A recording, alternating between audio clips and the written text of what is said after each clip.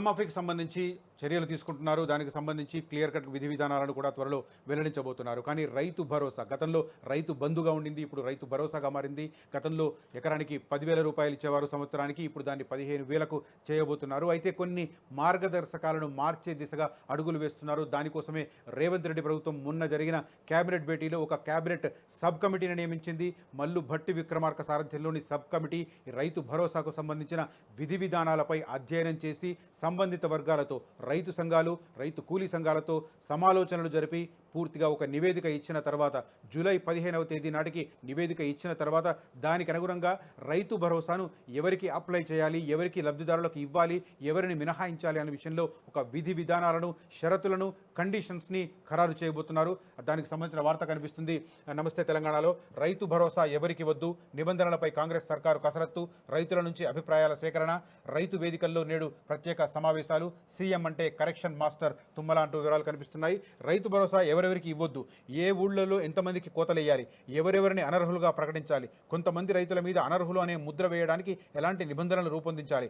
రాష్ట్రంలో అధికారంలోకి వచ్చిన నాటి నుంచి ఇదే ధ్యాసతో ఉన్న కాంగ్రెస్ ప్రభుత్వం తాజాగా రైతుల నుంచి అభిప్రాయాలు సేకరించాలని నిర్ణయించింది. వెంటనే రైతు వేదికల్లో రైతులతో సమావేశాలు నిర్వహించి వారి అభిప్రాయాలు తీసుకోవాలని ఇప్పటికే అధికారులకు ఆదేశాలు వెళ్లాయి. ఈ ప్రక్రియను మంగళవారం చేపట్టనున్నట్టు వ్యవసాయ శాఖ మంత్రి తుమ్మల నాగేశ్వరరావు సోమవారం ఒక ప్రకటనలో వెల్లడించారు. నిజానికి బీఆర్ఎస్ ప్రభుత్వం రైతు బంధు పేరిట ప్రతి రైతుకు ఎకరాకు ఏడాదికి 10,000 రూపాయల చొప్పున పెట్టుబడి సాయం అందించగా, తాము అధికారంలోకి వస్తే ఆ మొత్తాన్ని 15,000కు పెంచుతామని కాంగ్రెస్ పార్టీ హామీ ఇచ్చింది.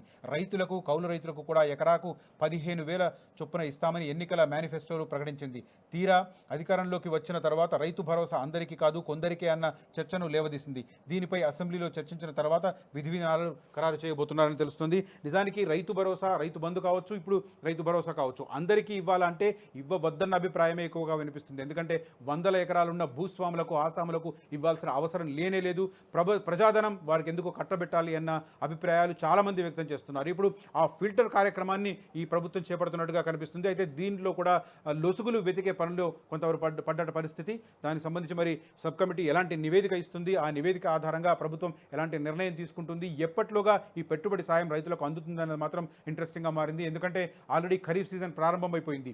ఈ దశలోనే రైతులకు పెట్టుబడి సాయం అందించాల్సిన పరిస్థితి. కానీ ఇప్పుడు సబ్ కమిటీ వేయడం, దానికి సంబంధించి సమాలోచనలు కొనసాగించడం, జూలై 15వ తేదీ నాటికి దానికి సంబంధించిన నివేదిక ప్రభుత్వం ముందుకు రావడం, అదే సమయంలో రుణమాఫీకి సంబంధించిన ప్రాసెస్ కొనసాగుతుంది. దానికి పెద్ద ఎత్తున నిధులు అవసరం. అలాంటి సందర్భంలో ఈ నివేదిక ప్రభుత్వం చేతికి వచ్చినా కూడా రైతులకు పెట్టుబడి సాయం ఈ సీజన్లో అందుతుందా లేదా అన్నది మాత్రం కొంత ఆసక్తి కలిగిస్తుంది. కొంత అనుమానం కూడా వ్యక్తమవుతున్న పరిస్థితి. ఎందుకంటే దాదాపు 31,000 కోట్ల రూపాయలు రైతు రుణమాఫీకి అరేంజ్ చేయాలి. ఆగస్టు 15వ తేదీ నాటికి ఆ ప్రాసెస్ను పూర్తి చేసే దిశగా అడుగులు వేస్తోంది ప్రభుత్వం. అలాంటి సందర్భంలో రైతు భరోసా కూడా దాదాపు 12,000 కోట్ల రూపాయల వరకు అవసరం అవుతాయన్న అంచనా ఉంది. ఈ నేపథ్యంలో ఆ 12,000 కోట్ల రూపాయలు కూడా ఇదే సమయంలో అరేంజ్ చేసుకోవడం అనేది కొంత క్లిష్టమైన పరిస్థితి. కాబట్టి ఈ సీజన్లో రైతు సాయాన్ని చేస్తారా, రైతులకు పెట్టుబడి సాయాన్ని చేస్తారా లేదా అన్న అనుమానం మాత్రం బలంగా వినిపిస్తున్న పరిస్థితి. అయితే సీఎం రేవంత్ రెడ్డి ఎలాంటి నిర్ణయం తీసుకుంటారు, రైతులకు సాయం చేసే దిశగా ఎలాంటి అడుగులు వేస్తారన్నది మాత్రం ఆసక్తి కలిగిస్తుంది. అసలైన తొలి వెలుగు. ఫాలో వాట్సాప్ @తొలి వెలుగు అఫీషియల్.